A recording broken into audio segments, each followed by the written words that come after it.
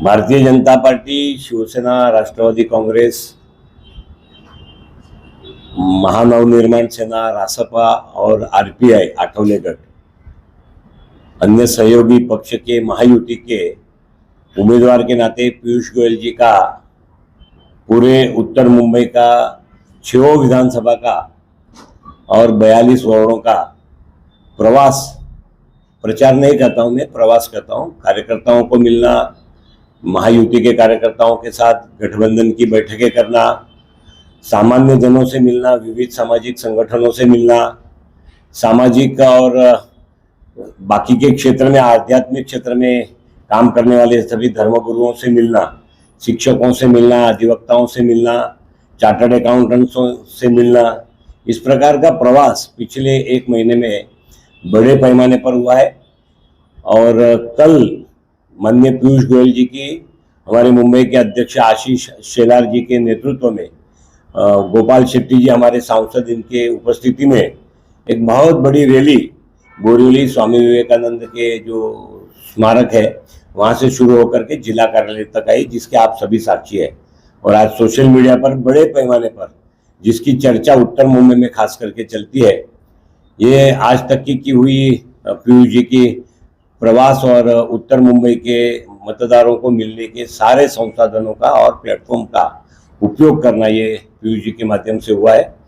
और इसीलिए आज पत्रकार मित्रों से बात करने के लिए हम बैठे हैं कि एक अच्छा सकारात्मक वातावरण जो उत्तर मुंबई में भारतीय जनता पार्टी और सहयोगी पार्टी के महाविकास आघाड़ी, महाविकास युति के साथ, हमारा जो महायुति के साथ है, उस महायुति का एक अच्छा वातावरण उत्तर मुंबई में बना है।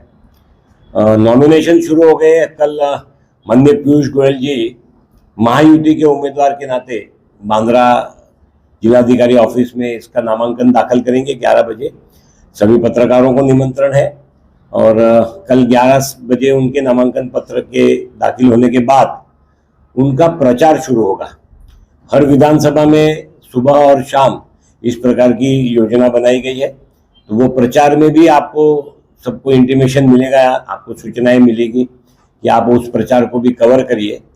प्रचंड प्रतिशत लोगों का इसके साथ जुड़ा है, वो भी लोगों के सामने आएगा। और कांग्रेस इतनी हतबल हो गई है कि कांग्रेस की टिकट लेने के लिए कोई तैयार नहीं है।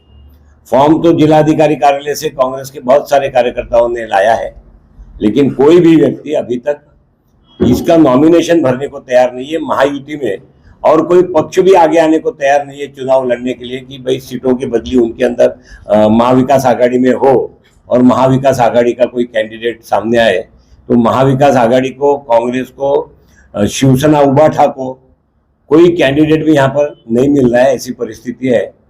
तो ऐसे परिस्थिति में हमने और सावधता से प्रचार में आगे जाना चाहिए, क्योंकि मतदाताओं का उत्साह प्रतिशत प्रचंड है, वो कायम 20 मई तक टिकना चाहिए। इसके सारे प्रयोग और इसकी सारी एक्सरसाइज और सारा परिश्रम ये हमारे महायुति के सभी कार्यकर्ता हम यहाँ पर कर रहे हैं।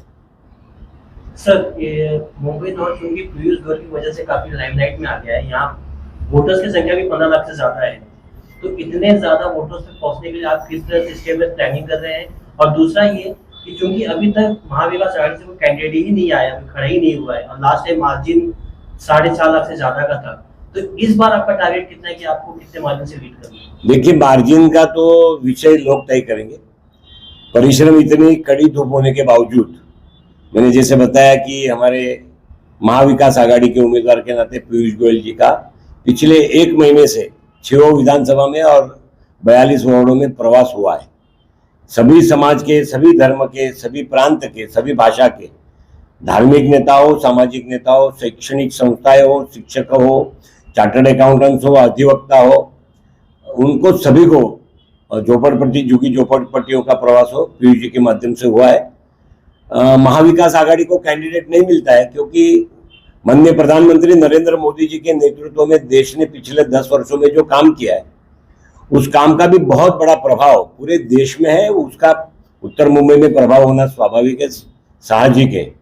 और पिछले 10 वर्षों में माननीय गोपाल शेट्टी जी ने 2 चुनाव लड़े और दोनों चुनाव 4 साढ़े 4 लाख से ज़्यादा अधिक वोटों से जीते हैं। तो मोदी जी का स्वाभाविक काम इसके अंदर प्रभाव में है। मोदी जी का नेतृत्व है देश को, और इसका प्रभाव उत्तर मुंबई पर भी है। और आने वाले दिनों में 18 लाख से अधिक मतदाता इस मतदार क्षेत्र में है, ये बात सही है। हमारी कोशिश रहेगी कि हम सभी घर तक पहुंच पाए और सभी सामान्य जनों को फिर स्टेशन के माध्यम से हो, वार्डों के प्रचार के माध्यम से हो।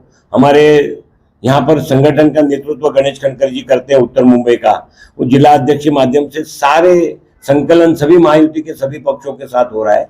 तो उनके माध्यम से पूरा प्रवास सुबह 8:30 बजे से लेकर के रात को 10 साढ़े 10 बजे तक, जहाँ तक प्रचार की परवानगी है, और उसके बाद माइक्रो मीटिंग्स भी हम कर रहे हैं। बड़े पैमाने पर सभी पक्षों की माइक्रो मीटिंग शुरू है। हम हर बूथ में, जो 1700 के करीब बूथ है, हर बूथ में मिनिमम 3 मीटिंग, ये हमारा टारगेट है। मैक्सिमम 10 मीटिंग का टारगेट है। एवरेज में अगर हम 5-6 भी के साथ भी चलेंगे तो 6,500 से 7,000 ऐसी मीटिंग होगी जिसमें कम से कम उपस्थिति 10 होगी, अधिक से अधिक उपस्थिति जैसे हमारे जैसे विधायक अतुल भातखलकर जी, हमारे मनीषाताई चौधरी, सुनील राणे, प्रवीण दरेकर जी, भाई गिरकर जी, प्रकाश सुर्वे, ऐसे विधायकों के माध्यम से जो बैठकें होती है, उस बैठकों में 100-100, 150-150 लोग एक एक सोसाइटी के मीटिंगों में आते हैं। तो ऐसी 6,500 से ज़्यादा मीटिंगें होगी। तो हम सभी मतदारों तक माननीय मोदी जी का विकसित भारत का संदेशा लेकर के जाएंगे। चुनाव प्रमुख के नाते इस चुनाव की जिम्मेदारी विधायक योगेश सागर जी पर है, और उन्होंने जैसे आपसे कहा कि उत्तर मुंबई में 1700 बूथ है और हमारे 386 शक्ति केंद्र प्रमुख है। सभी कार्यकर्ता महायुति के काम पे लगे। एक वातावरण बनाने का जो विषय होता है, तो उत्तर मुंबई में आज की स्थिति है कि कांग्रेस का कौन उम्मीदवार आएगा इसका अभी तक कोई आता पता नहीं है, इसलिए कोई सामने से खड़ा होने को तैयार नहीं है। लेकिन हम चुनाव को गंभीरता से लड़ रहे हैं। और आपने जो सवाल पूछा, तो कोई ना कोई बड़ा नेता, अब पीयूष जी जो केंद्र में मंत्री रहे और जिनका पार्टी की गतिविधियों में और केंद्र सरकार की गतिविधियों में भी बड़ा हाथ है, तो उनके लिए कोई ना कोई नेता आएगा, इतना जरूर है। लेकिन जो परिस्थिति बन रही है उसके अनुसार उत्तर मुंबई में हम बड़े विजय की ओर बढ़ रहे हैं।